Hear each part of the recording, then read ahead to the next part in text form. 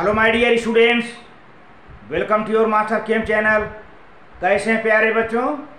Very good.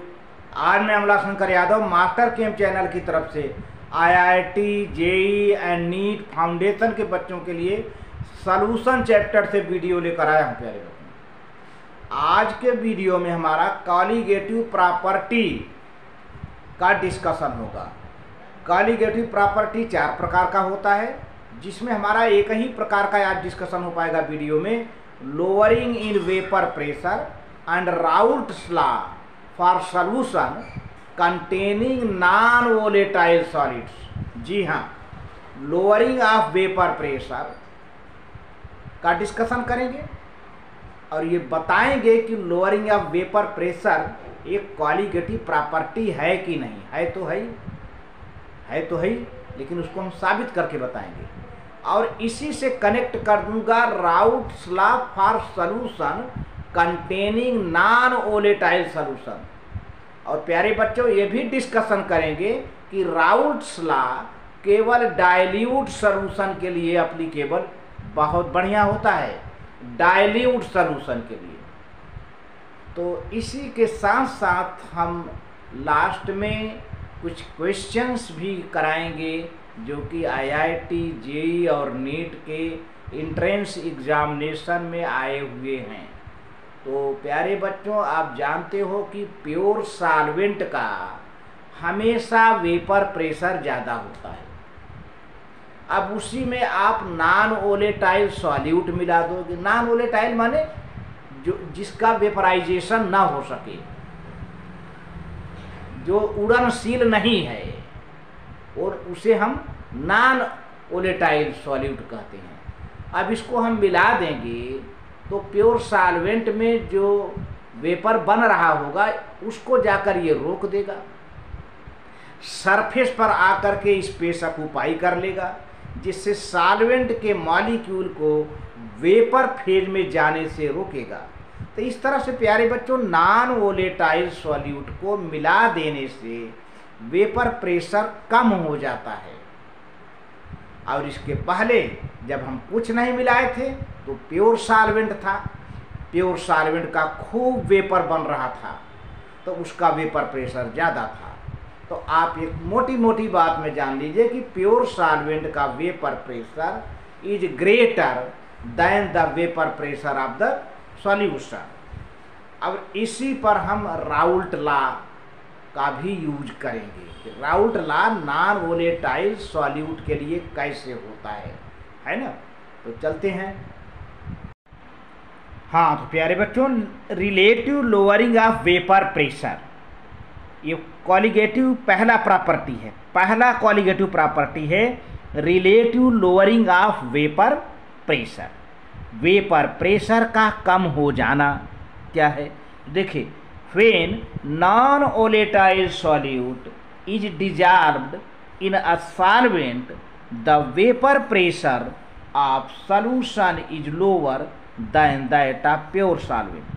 तो प्यारे बच्चों, प्योर सॉल्वेंट का वेपर प्रेशर हमेशा ज़्यादा होता है।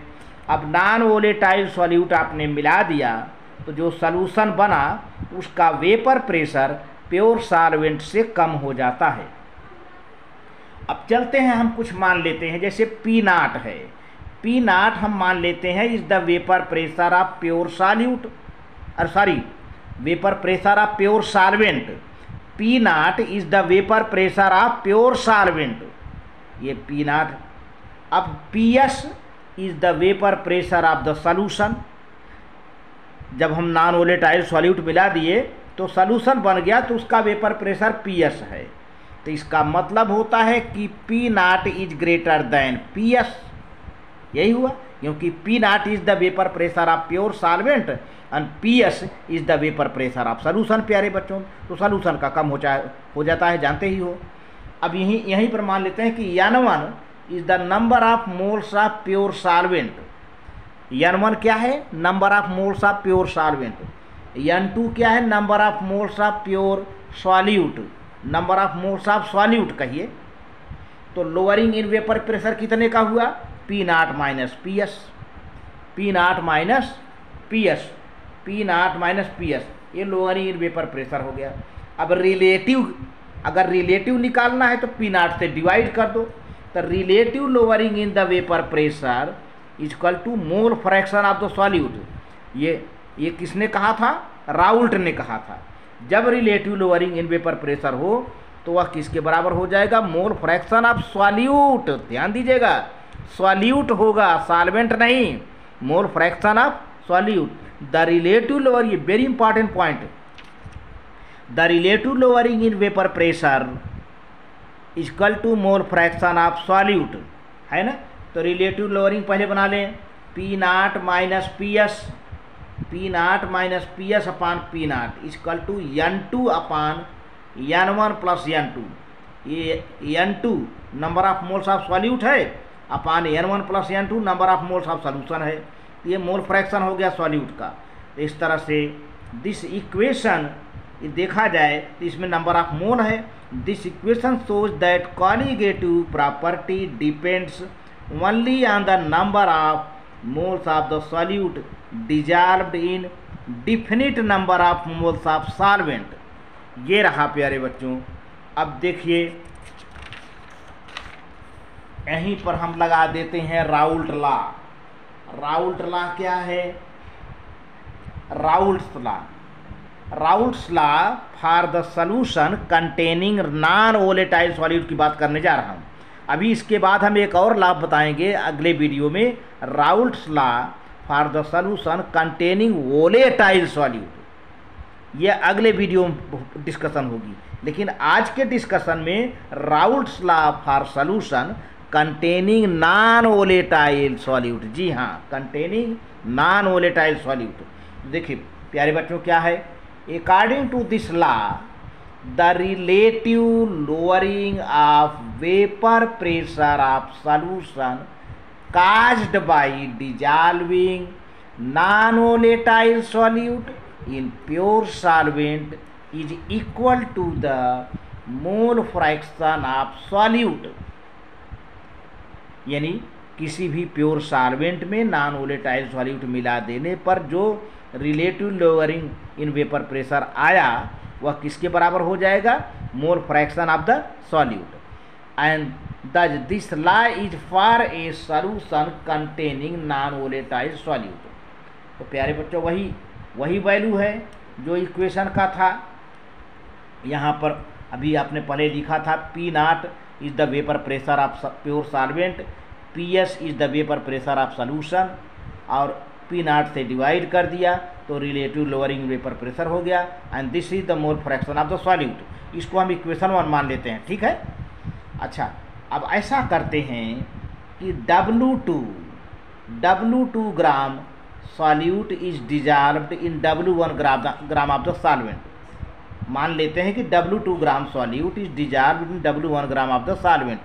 If M2 is the molar mass of the solute and M1 is the molar mass of the solvent, then the number of moles. प्यारे बच्चों, नंबर ऑफ मोल्स क्या होता है? गिवन मास बान मोलर मास। तो number of moles of solute, चूंकि N2 solute है तो number of moles of solute N2 equal to W2 upon M2।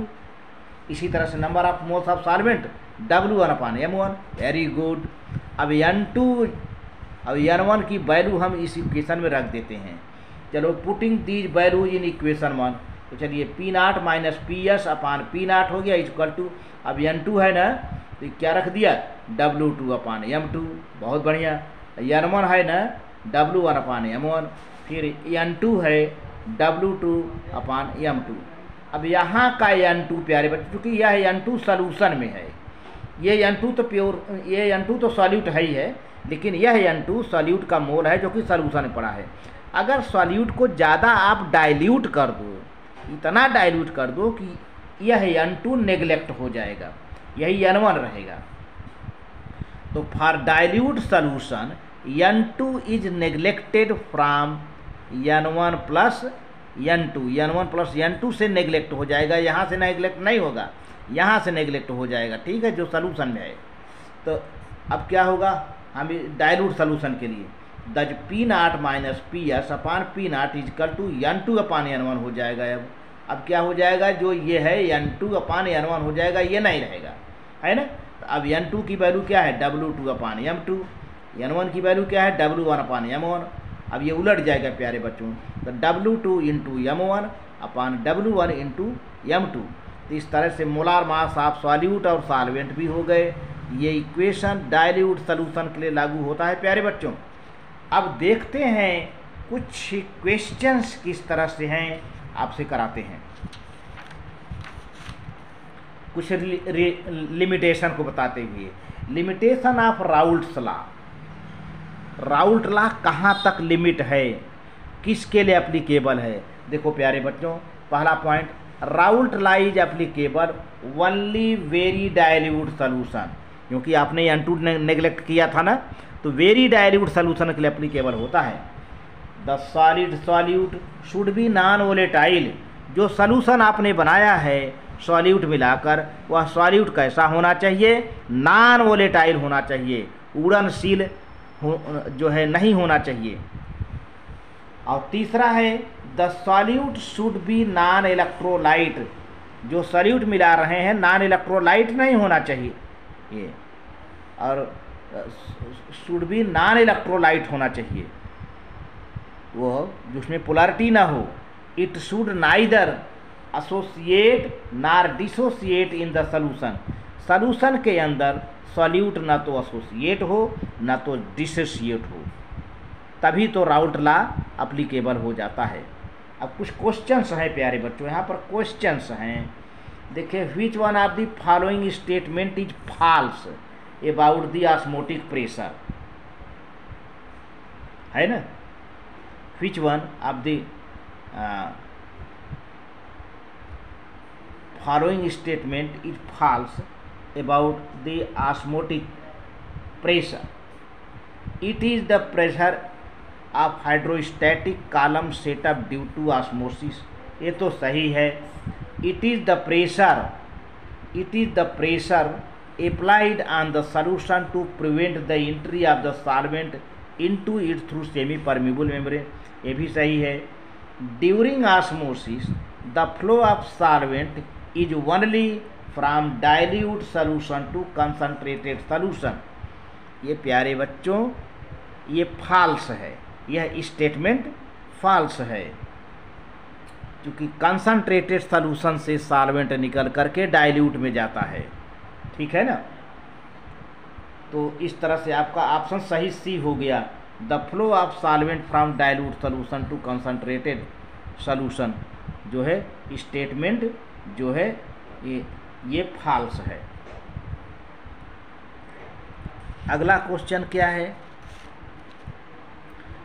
The two solutions A and B are separated by semi permeable membrane, as a result of osmosis the level of solution A is found to rise, A जो A solution का level है rise कर जाता है। It implies that solution A is more concentrated than solution B, solution A का level ऊपर उठ जाता है। तो इसका मतलब क्या होता है कि सॉल्वेंट जो है मिल जा रहा है कंसंट्रेटेड सॉल्यूशन में, तो जिससे इसका लेवल का हो जाएगा उठ जाएगा। तो क्या हो रहा है, solution A is more concentrated than the solution B। तो आपका आंसर प्यारे बच्चों A सही हुआ। तो इस तरह से वीडियो अच्छा लगे तो लाइक करके सब्सक्राइब कर देना, शेयर करना। थैंक यू प्यारे बच्चों।